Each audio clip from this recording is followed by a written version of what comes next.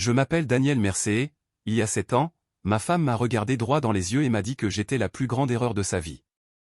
Elle a dit ça dans notre cuisine, debout à côté du comptoir en marbre que j'avais passé 3 week-ends à installer moi-même, car nous n'avions pas les moyens de payer un artisan. Son alliance était encore à son doigt, mais son cœur, lui, avait déjà quitté la maison bien avant ce matin-là. Je ne peux plus continuer comme ça, Daniel, a-t-elle dit. Au début, j'ai cru qu'elle parlait des factures, du stress, du petit appartement que nous avions avant d'acheter cette maison à rénover, des longues heures que je travaillais, de ces rêves qui semblaient s'éloigner de plus en plus, peu importe à quel point je m'acharnais à les poursuivre. Alors, j'ai dit ce qu'un mari désespéré dit quand il sent sa vie entière se fissurer sous ses pieds. On peut arranger ça, Émilie. Dis-moi juste ce dont tu as besoin. Elle a ri, pas fort, pas de manière ouvertement cruelle. C'était pire que ça. C'était un rire doux, las, presque gêné. J'ai besoin d'une vie, a-t-elle dit, une vraie. Je me souviens l'avoir fixée, essayant de comprendre comment la femme qui, un jour, mangeait avec moi des hamburgers à $1 dans une voiture garée et trouvait ça romantique, pouvait maintenant regarder notre maison comme si c'était une prison. Nous avons une vie, ai-je dit.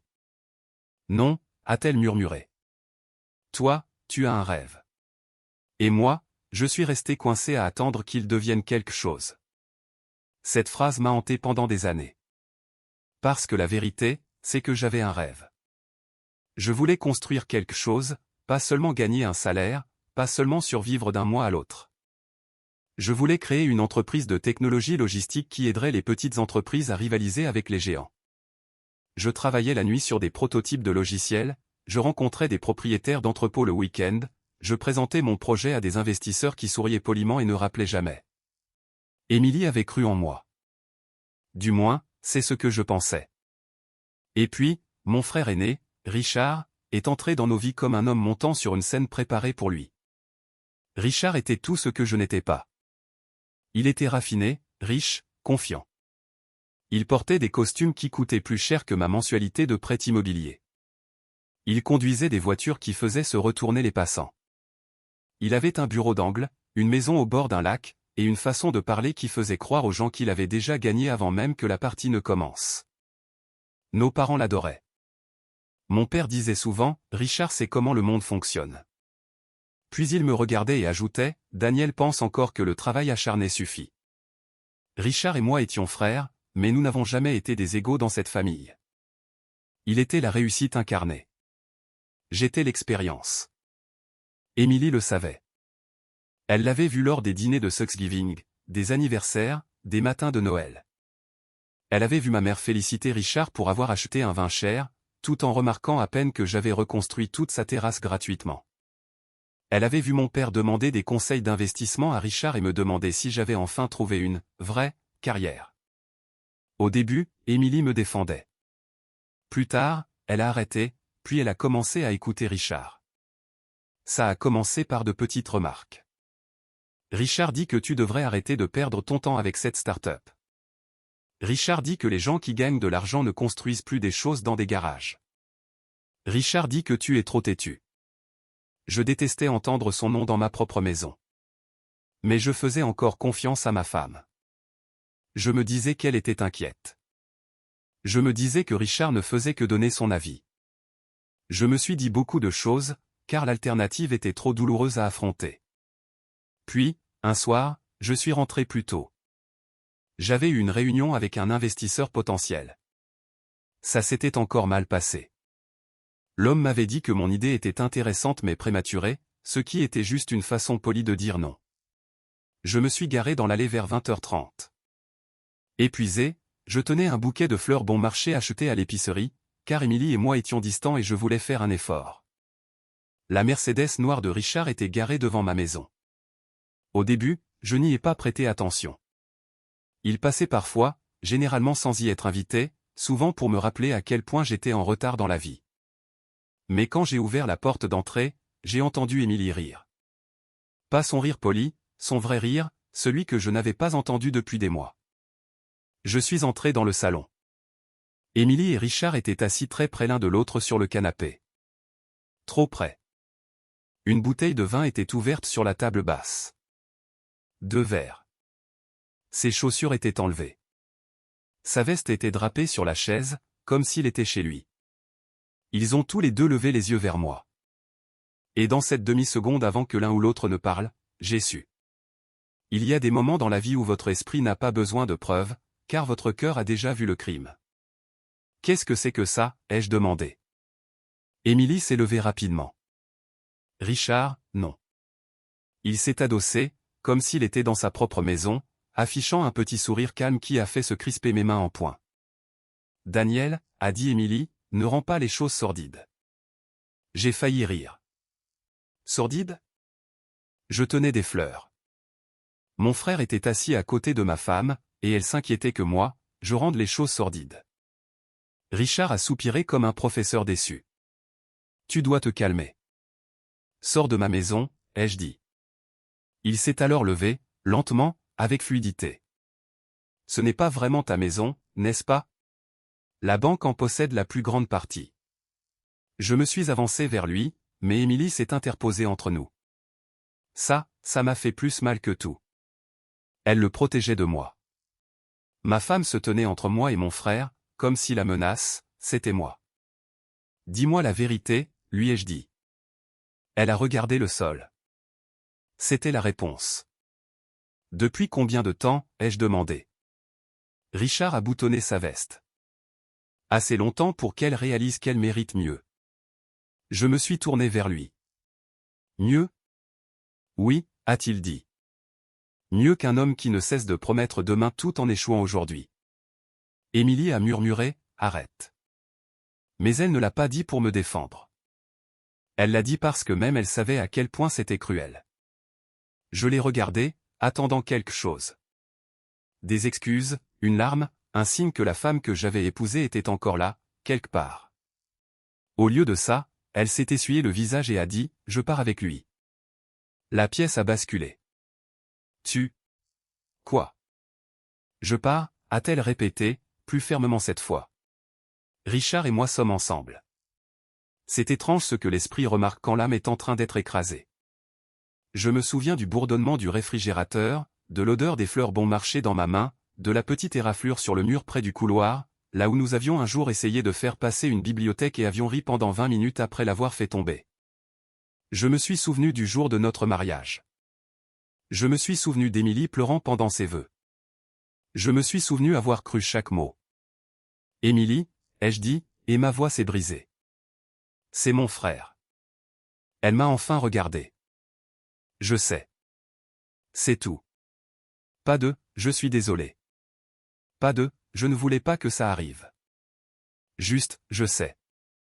Richard est passé à côté de moi en direction de la porte et s'est arrêté à mon épaule. Tu survivras, a-t-il dit doucement. Tu as toujours aimé la souffrance. Ça te donnait l'impression d'être important. Puis il est parti avec ma femme. Je suis resté dans cette maison longtemps après que leur voiture a disparu au bout de la rue. Je n'ai pas bougé. Je n'ai pas pleuré. Je n'ai pas crié. Je suis juste resté là, tenant ces fleurs, jusqu'à ce que mes doigts deviennent engourdis. Le divorce est arrivé rapidement. Émilie ne voulait pas grand-chose de moi car, selon ses propres mots, je n'avais pas grand-chose à prendre. Elle a laissé l'avocat de Richard tout gérer. Mon propre frère a payé pour l'équipe juridique qui a réduit mon mariage à de simples signatures et des dates. Mes parents ne m'ont pas réconforté. Ils m'ont invité 2 semaines après le départ d'Émilie, et j'ai bêtement pensé qu'ils allaient peut-être s'excuser pour Richard. Peut-être qu'ils allaient dire qu'ils avaient honte. Peut-être qu'ils allaient choisir la décence plutôt que le statut, pour une fois. Au lieu de cela, ma mère a fait du café. Mon père s'est assis en face de moi à la table de la salle à manger. Et Richard se tenait près de la fenêtre, tel un juge attendant le verdict. Mon père s'est raclé la gorge. Daniel, ta mère et moi pensons qu'il vaudrait mieux que tu gères ça avec maturité. Je l'ai dévisagé. Avec maturité? Richard et Émilie prévoient de construire une vie ensemble, a dit ma mère avec précaution. J'ai senti quelque chose de froid me parcourir. Vous acceptez ça? Ma mère avait l'air peinée, mais pas coupable. Nous n'approuvons pas la manière dont cela s'est produit. Mais, mon père s'est penché en avant, la vie est compliquée. Et Richard est ton frère. Nous ne pouvons pas détruire cette famille pour un mariage raté. Un mariage raté. C'est comme ça qu'il l'appelait. Pas une trahison. Pas un adultère. Pas, votre fils aîné qui couche avec la femme de votre plus jeune fils. Un mariage raté. J'ai regardé Richard. Il n'avait même pas la décence d'avoir l'air honteux. Dis quelque chose, lui ai-je dit. Il a souri légèrement. Je l'aime. Je l'aime. Ma chaise a grincé contre le sol alors que je me levais. Ma mère a tendu la main vers moi. Daniel, s'il te plaît. Je me suis dégagé. Non, ne fais pas ça. La voix de mon père s'est durcie. Ne sois pas dramatique. C'est à ce moment-là que quelque chose en moi s'est finalement mis en place. Pas brisé. Mis en place. Pendant des années, j'avais mendié leur respect. J'avais essayé de prouver que j'étais plus que la déception de la famille. J'avais avalé les insultes, souri à travers les comparaisons, accepté des miettes d'amour de la part de gens qui offraient à Richard des banquets entiers. Mais cette nuit-là, j'ai vu la vérité clairement. Ils ne me comprenaient pas mal. Ils ne me sous-estimaient pas par accident. Ils avaient choisi leur version de l'histoire. Et dans cette histoire, Richard méritait toujours d'être protégé, même des conséquences de sa propre trahison. Je les ai regardés un par un une dernière fois. Puis j'ai dit, j'espère qu'il vaut ce que vous êtes en train de perdre. Mon père a ricané. Qu'est-ce qu'on perd, au juste? J'ai hoché la tête lentement. Moi. Et je suis sorti. Pas de cris, pas de menaces, pas de scène dramatique, juste le silence. C'était la dernière fois que je les voyais en 7 ans. La première année a été un enfer. J'ai perdu la maison. Non pas parce qu'Émilie la voulait, mais parce que je ne pouvais pas me la permettre seule, et je ne supportais pas de vivre dans le fantôme de notre mariage. Chaque pièce semblait hantée. Chaque coin avait un souvenir qui attendait de me tendre une embuscade. Alors, j'ai vendu le peu que je pouvais, j'ai entassé ma vie dans ma vieille camionnette, et j'ai déménagé à 3 états de là. J'ai loué un minuscule studio au-dessus d'une laverie automatique. Les murs étaient fins, le chauffage fonctionnait à peine. Chaque nuit, le sol vibrait au rythme des machines en bas. Je prenais des contrats en journée et je travaillais sur mon logiciel la nuit. Je mangeais des nouilles instantanées, du café noir, et tout ce qui était le moins cher à l'épicerie. Mon lit était un matelas sur le sol. Mon bureau était une porte posée sur 2 classeurs. Ce n'était pas inspirant. Ce n'était pas cinématographique. C'était solitaire, humiliant et épuisant. Mais la solitude a un don étrange. Elle élimine les distractions. Il n'y avait pas de femme à impressionner. Pas de famille à décevoir. Pas de frère avec qui rivaliser. Plus personne pour applaudir, critiquer ou s'en soucier. Il n'y avait que le travail, et le travail m'a sauvé. J'ai construit la première vraie version de ma plateforme en 6 mois. Elle était moche, pleine de bugs, et plantée au moins 2 fois par jour. Mais elle résolvait un vrai problème. Les petits fabricants avaient besoin d'un routage abordable, d'une coordination des stocks et d'un suivi des livraisons. Les grandes entreprises de logistique facturaient trop cher et les ignoraient. Pas moi. Je visitais les entrepôts en personne. Je serrais la main de propriétaires qui utilisaient encore des tableurs en papier. J'écoutais plus que je ne parlais. Je résolvais des problèmes à minuit. Je répondais moi-même aux appels du support technique. Je traversais des comtés pour réparer des systèmes que j'avais installés, car je n'avais pas les moyens de payer un technicien. Lentement, les gens ont commencé à me faire confiance. Un client est devenu 3. 3 sont devenus 12. 12 sont devenus 40. À la fin de la 2e année, j'ai embauché ma première employée, une brillante directrice des opérations nommée Carla, qui m'a dit lors de son entretien, « Votre système a l'air horrible, mais il fonctionne mieux que tout ce que j'ai utilisé. » Je l'ai embauchée sur le champ. À la 3e année, nous avions un vrai bureau, pas un bureau glamour. Il était coincé entre une entreprise de fournitures dentaires et un entrepôt de tapis, mais il avait des fenêtres, des bureaux et une plaque sur la porte, Mercerflow Solutions. J'ai utilisé mon nom de famille parce que je voulais me le réapproprier. Pendant la plus grande partie de ma vie, Mercer signifiait riche. L'argent des Mercer, le succès des Mercer, la confiance des Mercer. Je voulais que ça signifie autre chose. Fiabilité, précision, force tranquille. J'ai tout mis dans cette entreprise. Chaque insulte est devenue du carburant. Chaque souvenir de la déception d'Émilie est devenu une nuit blanche supplémentaire.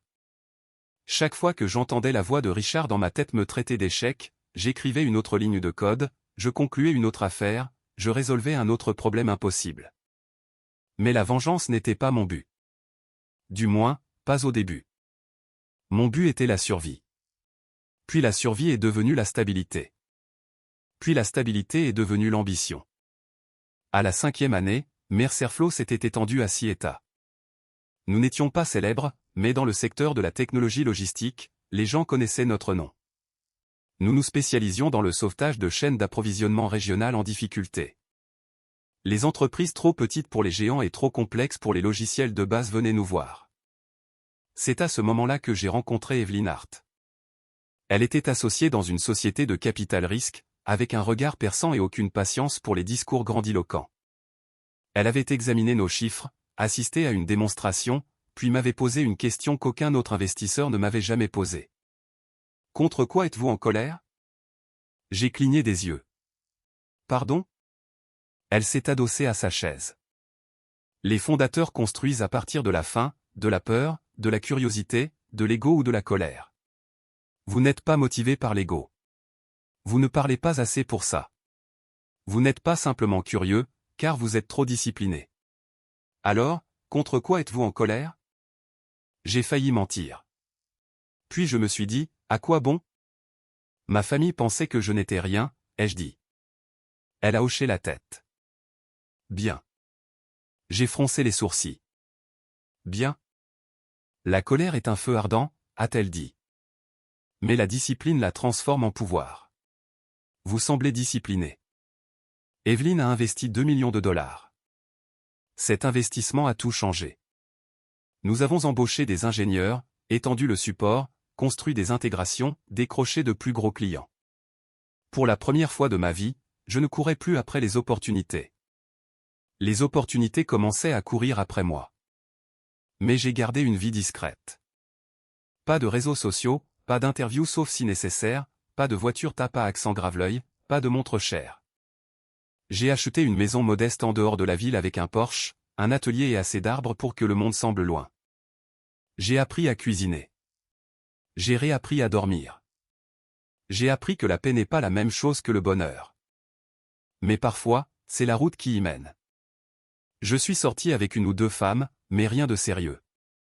La trahison avait laissé des empreintes dans des endroits en moi que je ne savais pas comment montrer à quelqu'un. Et puis, la 7e année, l'entreprise de Richard est apparue sur mon bureau. Le dossier m'a été remis par Carla lors d'une réunion stratégique du lundi. Acquisition potentielle, a-t-elle dit. Entreprise de distribution régionale, bonne infrastructure, leadership terrible, problème de dette, systèmes obsolètes. Pourrait avoir de la valeur si on la remet en ordre. J'ai ouvert le dossier. Le nom m'a frappé comme une main autour de la gorge. Mercer Logistic Group. L'entreprise de Richard. Pendant quelques secondes, je n'ai plus rien entendu dans la pièce. Carla continuait de parler. Ils ont perdu 3 clients majeurs en 18 mois. Leurs clauses de dette sont strictes. Leur conseil d'administration cherche un acheteur discret avant que les banques ne forcent une issue désagréable. Je fixais le logo de mon frère. L'entreprise dont notre père se vantait depuis des années. L'empire que Richard utilisait comme preuve qu'il était meilleur que moi. Que savons-nous sur la propriété, ai-je demandé. Carla a jeté un coup d'œil à ses notes. Le fondateur et PDG détient une grande partie, mais les investisseurs en contrôlent assez pour forcer une vente. Le nom du fondateur est Richard Mercer. Ma bouche est devenue sèche. Carla l'a remarqué. Vous le connaissez? J'ai fermé le dossier. C'est mon frère. La pièce est devenue silencieuse. Evelyn, qui avait rejoint notre conseil d'administration depuis, m'a étudié de l'autre côté de la table. C'était toute Evelyn, allant toujours droit au but. J'ai de nouveau regardé le dossier. Et il a pris ma femme il y a 7 ans. Personne n'a parlé. Finalement, Carla a murmuré, « Oh. » Je m'attendais à ce qu'ils me disent de me retirer. conflit d'intérêts, risque émotionnel, mauvaise image. Tout cela était raisonnable. Au lieu de cela, Evelyne a croisé les mains et a dit, « Pouvez-vous évaluer cette acquisition de manière rationnelle ?» J'ai pensé à mentir à nouveau. Puis j'ai dit, « Pas aujourd'hui. » Elle a hoché la tête. Alors, emportez le dossier chez vous, lisez-le demain. Décidez en tant que PDG, pas en tant que frère blessé. Cette nuit-là, je me suis assis sur mon porche avec l'entreprise de Richard étalée sur mes genoux.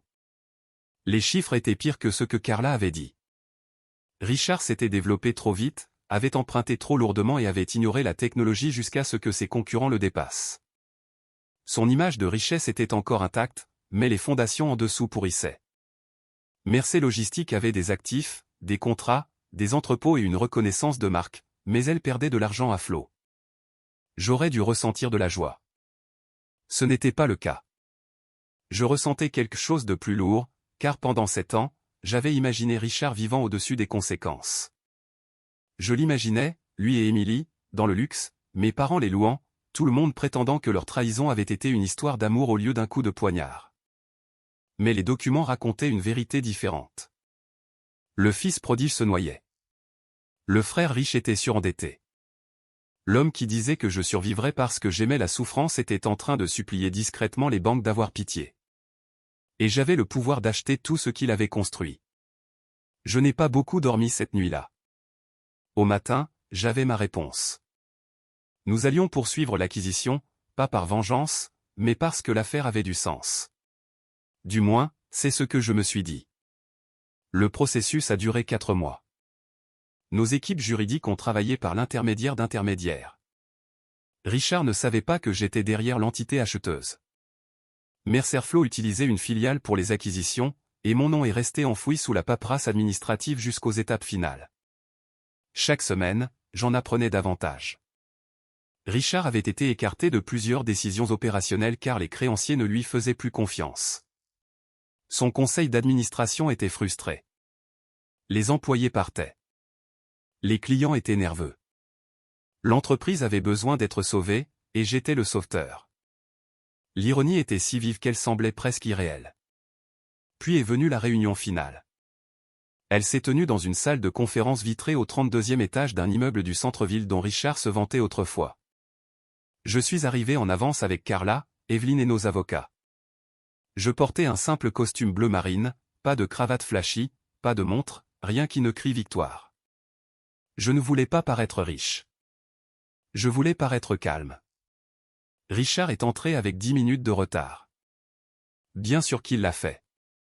Il est entré avec 2 avocats, un directeur financier épuisé et Émilie. Je ne l'avais pas vue depuis 7 ans. Pendant un instant, le temps s'est replié. Elle était plus âgée, mais toujours belle. Ses cheveux blonds étaient plus courts maintenant, coiffés avec soin autour de son visage. Elle portait un manteau de créateur couleur crème et se tenait avec l'élégance étudiée de quelqu'un qui avait passé des années à essayer de paraître intouchable. Mais ses yeux la trahissaient. Elle avait l'air fatiguée, pas physiquement exactement, mais spirituellement, comme si la vie qu'elle avait choisie avait été coûteuse d'une manière que l'argent ne pouvait réparer. Elle ne m'a pas vu au début. Elle regardait son téléphone, chuchotant quelque chose à Richard. Puis elle a levé les yeux et s'est figée. L'atmosphère de la pièce a changé. Richard a suivi son regard. Son visage est devenu pâle.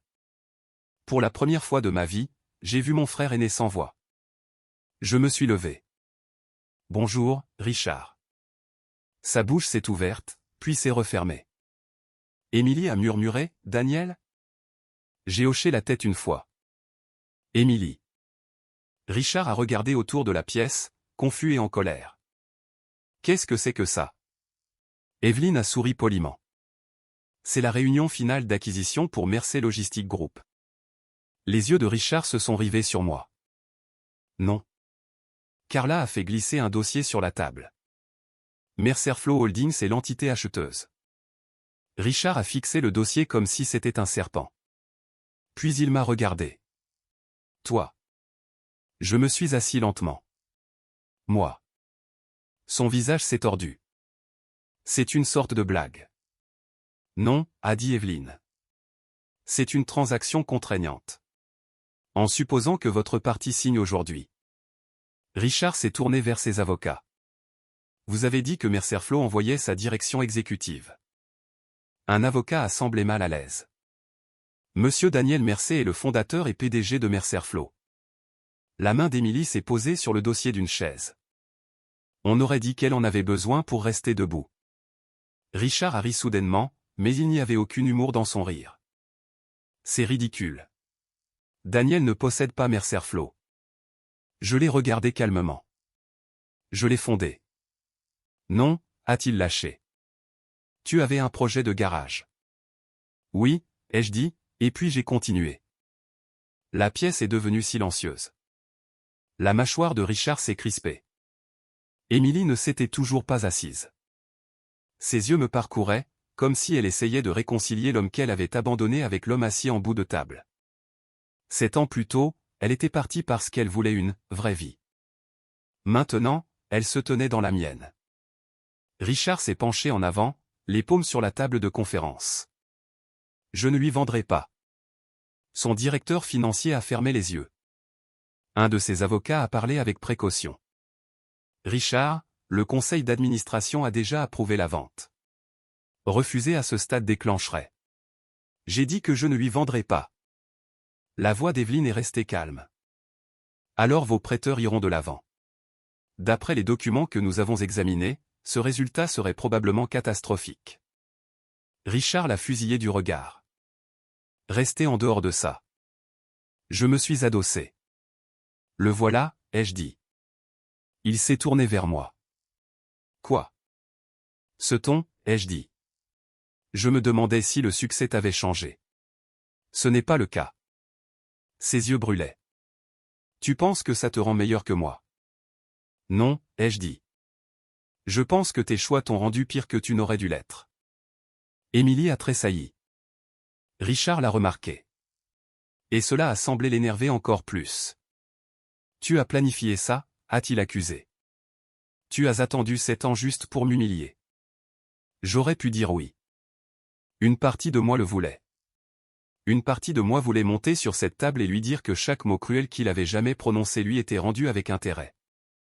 Que le petit frère dont il se moquait possédait maintenant l'entreprise qu'il ne pouvait pas sauver. Que la femme qu'il avait volée le regardait tout perdre. Mais la vérité était plus silencieuse. Je n'ai pas planifié ton échec, ai-je dit. Tu l'as construit toi-même. Les mots ont atterri durement. Richard avait l'air de vouloir me frapper. Pendant une seconde, j'ai presque espéré qu'il essaierait. Mais il ne l'a pas fait. Les hommes comme Richard ne se battent que lorsqu'ils sont sûrs de gagner. La réunion a été suspendue pendant 30 minutes pendant que son camp discutait en privé dans une autre pièce. À travers la vitre, je pouvais voir Richard faire les 100 pas, agiter les bras, pointer un doigt accusateur vers les documents. Émilie, elle, était assise sur une chaise, le regard fixé au sol. Je me suis demandé à quoi elle pensait. Je me suis demandé si elle se souvenait des fleurs. Je me suis demandé si elle se souvenait de la cuisine. Je me suis demandé si elle se souvenait avoir dit qu'elle avait besoin d'une vraie vie. Quand ils sont revenus, Richard semblait plus petit. Pas physiquement. Il était toujours grand, toujours bien habillé, toujours Richard. Mais quelque chose s'était effondré derrière ses yeux. Il a signé, sa main tremblait. Quand le document final a été placé devant moi, j'ai pris le stylo et j'ai fait une pause. Pas pour le drame, mais pour le souvenir. J'ai pensé au studio au-dessus de la laverie, aux nuits où je m'endormais à mon bureau. J'ai pensé à la banque qui prenait ma maison, à ma mère qui qualifiait mon mariage de « compliqué ». À mon père qui demandait ce qu'il perdait, au juste, en me perdant. Il m'avait perdu. Et d'une manière ou d'une autre, en les perdant, je m'étais trouvé. J'ai signé. Et juste comme ça, Mercer Logistic Group est devenu une filiale de Mercer Flow Holdings.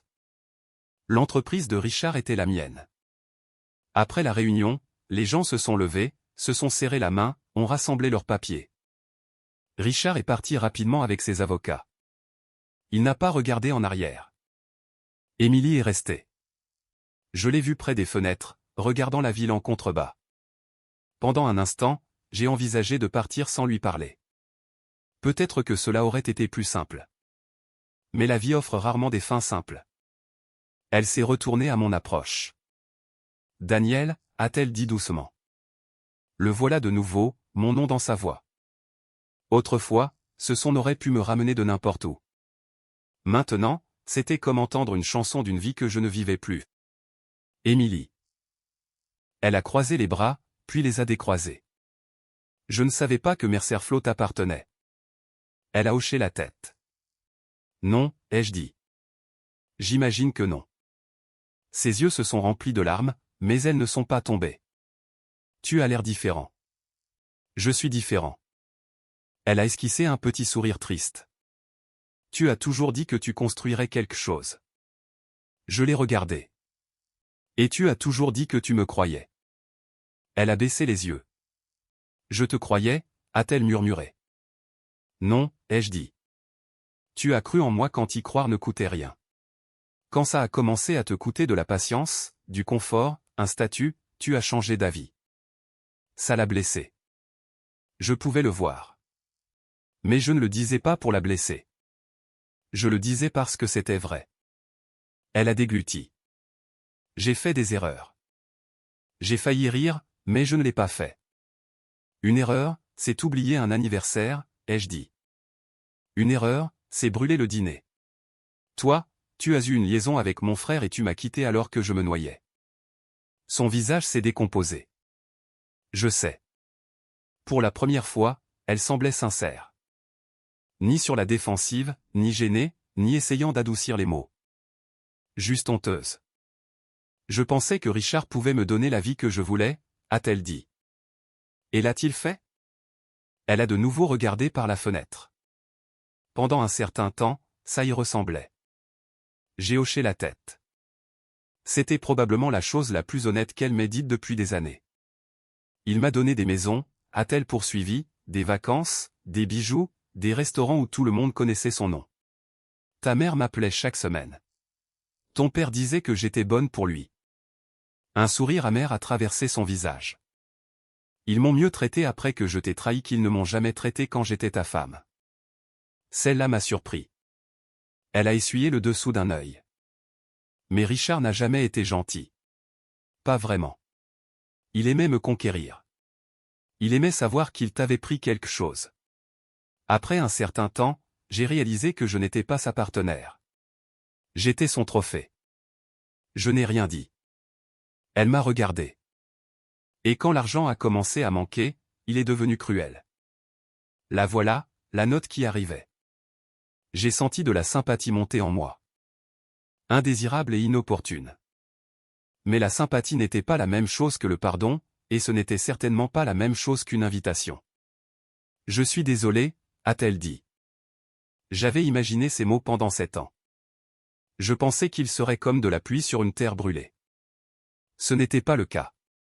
Il semblait petit, trop tardif, mais pas dénué de sens. Merci, ai-je dit. Elle a cligné des yeux. C'est tout? Que devrait-il y avoir d'autre? Je ne sais pas, a-t-elle admis. Je pensais juste que peut-être. Elle s'est interrompue. Je savais ce qu'elle avait failli dire. Peut-être qu'on pourrait parler. Peut-être qu'on pourrait trouver un moyen de clore le chapitre. Peut-être que maintenant que j'avais réussi, elle pourrait me voir différemment. Peut-être, peut-être, peut-être. Il y a 7 ans, j'avais vécu de « peut-être ». Peut-être que l'investisseur appellera. Peut-être qu'Émilie comprendra. Peut-être que mes parents me défendront. Peut-être que Richard a une conscience. Peut-être que l'amour peut survivre à l'humiliation. J'en avais fini avec les « peut-être ». J'espère que tu te construiras une vie meilleure, Émilie, ai-je dit. Mais ce ne sera pas avec moi. Ses larmes sont tombées alors. Je sais, a-t-elle murmuré. Je me suis tourné pour partir. Daniel? Je me suis arrêté. As-tu été heureux, a-t-elle demandé. Après moi. J'ai réfléchi à ça. La réponse honnête était compliquée. Il y a eu des années où le bonheur semblait impossible. Des années où je travaillais parce que s'arrêter signifiait ressentir. Des années où je me réveillais en colère, dormais en colère, et prenais le progrès pour de la guérison. Mais il y a aussi eu les matins sur mon porche avec du café et du soleil. Des employés qui me faisaient confiance, des clients qui me respectaient, des dîners tranquilles avec des amis qui ne savaient rien de mon nom de famille. Une vie construite sans supplier personne de m'aimer correctement. Alors j'ai dit, finalement, oui. Puis je suis parti. Je pensais que ce serait la fin. Ce ne le fut pas. 3 jours après l'acquisition, ma mère a appelé. Je n'avais pas changé de numéro. Je ne sais pas pourquoi. Peut-être qu'une partie de moi voulait qu'ils essaient. Peut-être qu'une partie de moi avait besoin que le silence soit leur choix, pas le mien. Quand son nom est apparu sur mon téléphone, je l'ai fixé jusqu'à ce qu'il cesse de sonner. Puis mon père a appelé. Puis ma mère à nouveau. Puis un SMS. Daniel, s'il te plaît, appelle-nous. Nous devons parler. Nous venons d'apprendre pour l'entreprise de Richard. Bien sûr. Pas, tu nous manques. Pas, nous sommes désolés. Pas, nous aurions dû appeler il y a des années. Ils avaient entendu parler de l'entreprise de Richard. Je n'ai pas répondu. Le lendemain, un autre message. Ton frère est dévasté. C'est toujours la famille. S'il te plaît, ne le punis pas. J'ai lu celui-là 2 fois. S'il te plaît, ne le punis pas. Même maintenant, après tout, leur instinct était de protéger Richard des conséquences. J'ai finalement répondu. Je n'ai pas puni Richard. J'ai acheté une entreprise en difficulté. Mon père a répondu en quelques minutes. Ne sois pas arrogant. J'ai souri à mon téléphone. 7 ans, et il pensait encore pouvoir m'éduquer avec de la déception. J'ai posé le téléphone et je suis retourné au travail. Mais la famille a un moyen de se manifester quand les appels échouent. Une semaine plus tard, je suis rentré chez moi pour trouver mes parents assis sur mon porche. Ils avaient l'air plus âgés. Les cheveux de mon père étaient devenus presque entièrement gris. Ma mère semblait plus petite que dans mon souvenir. Richard n'était pas avec eux. Pendant un instant, debout dans l'allée à côté de ma voiture, je me suis senti à nouveau comme si j'avais 32 ans, désespéré d'obtenir leur approbation. Puis le sentiment est passé. J'ai monté les marches. Comment avez-vous eu mon adresse? Ma mère s'est levée. Daniel. Comment? La bouche de mon père s'est crispée. Nous avons posé des questions. Ce n'est pas une réponse. Il avait déjà l'air irrité. Bien. Cela signifiait que rien n'avait changé. Ma mère s'est approchée, les larmes aux yeux. S'il te plaît, pouvons-nous parler? J'ai déverrouillé la porte. Sur le porche. Mon père a froncé les sourcils. Tu n'invites pas ta mère à l'intérieur? Non. Ça a fait mouche. Nous nous sommes assis dehors, comme des étrangers. Pendant un moment, personne n'a parlé. Puis ma mère a dit, nous avons fait des erreurs. Je l'ai regardé. Ah oui? Son visage a rougi. Mon père est intervenu. Ta mère essaie de s'excuser. Non, ai-je dit. Elle essaie d'utiliser le mot erreur parce que les vrais mots sont inconfortables. Les yeux de mon père se sont plissés. Et quels sont les vrais mots? Je me suis penché en avant. Vous m'avez abandonné. Le porche est devenu silencieux. J'ai continué. Votre fils aîné a couché avec ma femme. Elle m'a quitté pour lui. Et vous m'avez dit de ne pas être dramatique. Vous avez qualifié mon mariage de mariage raté. Vous l'avez accueilli dans la famille en tant que partenaire de Richard. Vous avez effacé ce qu'ils ont fait parce que son succès importait plus que ma douleur. Ma mère pleurait maintenant. Mon père a détourné le regard. Tu as demandé ce que vous perdiez, lui ai-je dit. Tu t'en souviens. Sa mâchoire a bougé, mais il n'a pas répondu. Moi, je m'en souviens, ai-je dit. Je me souviens de chaque mot. Ma mère a murmuré, nous pensions que tu reviendrais. Je l'ai dévisagé. C'est la partie la plus cruelle. Vous pensiez pouvoir me trahir et que je reviendrais quand même, parce que j'avais toujours été celui qui essayait de mériter l'amour. Elle a couvert sa bouche. La voix de mon père était plus basse quand il a parlé. Nous ne savions pas à quel point tu souffrais. J'ai ri une fois, pas parce que c'était drôle, mais parce que c'était insultant. Vous n'avez pas demandé. Il n'avait pas de réponse. Ma mère a sorti un mouchoir de son sac. Richard ne va pas bien, a-t-elle dit. Voilà.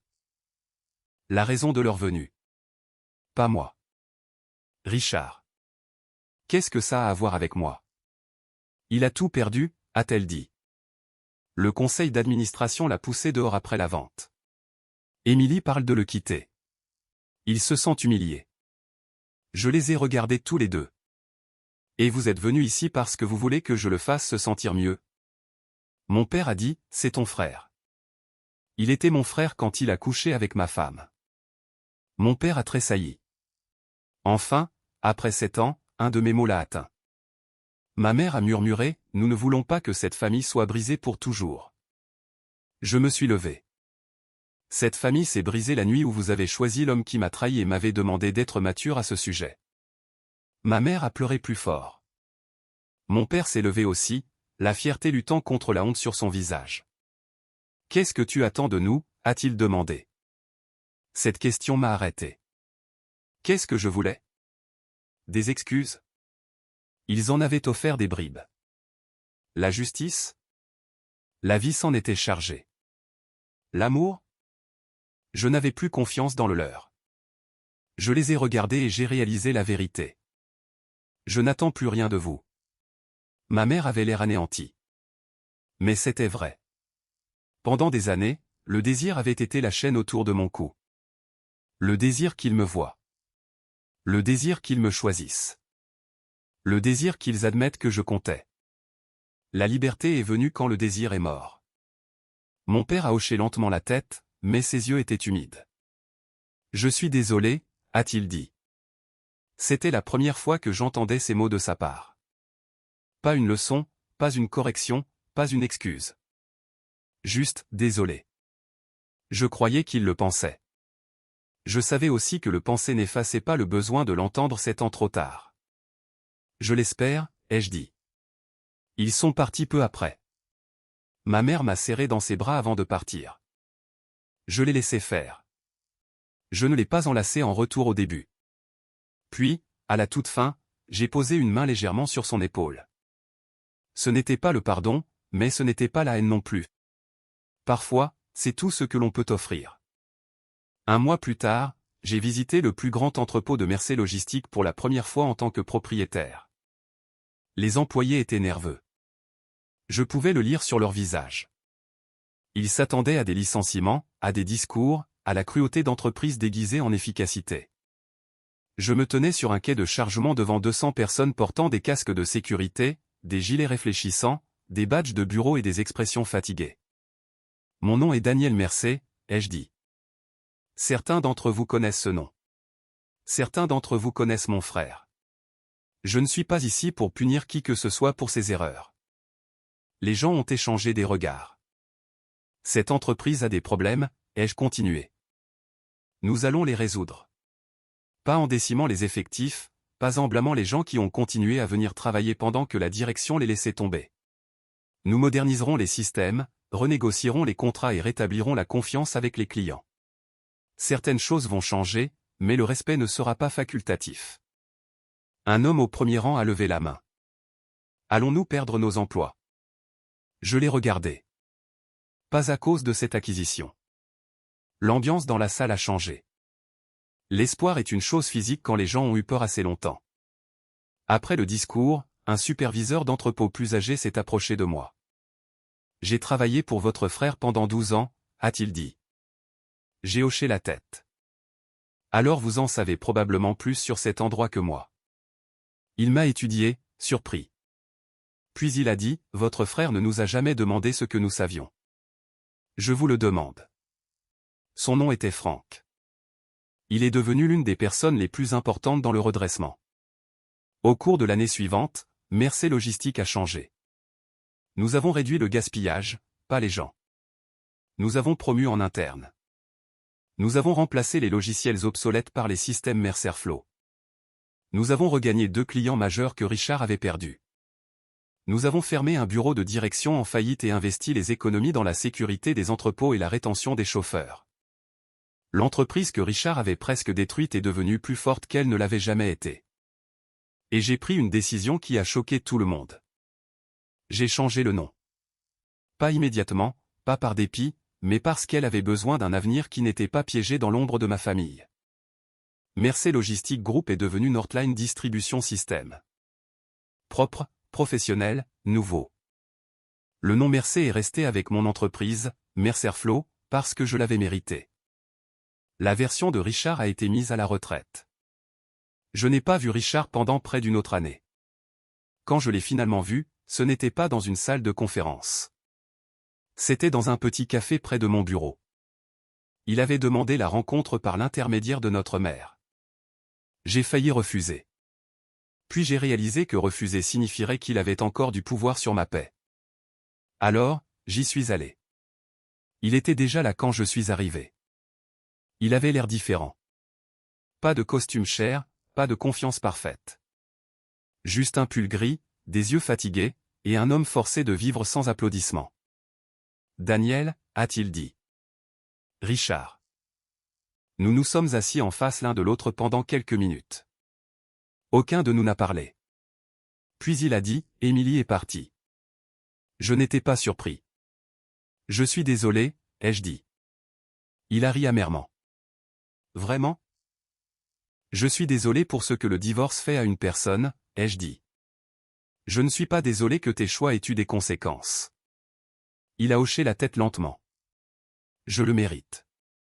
J'ai attendu. Richard a fixé son café.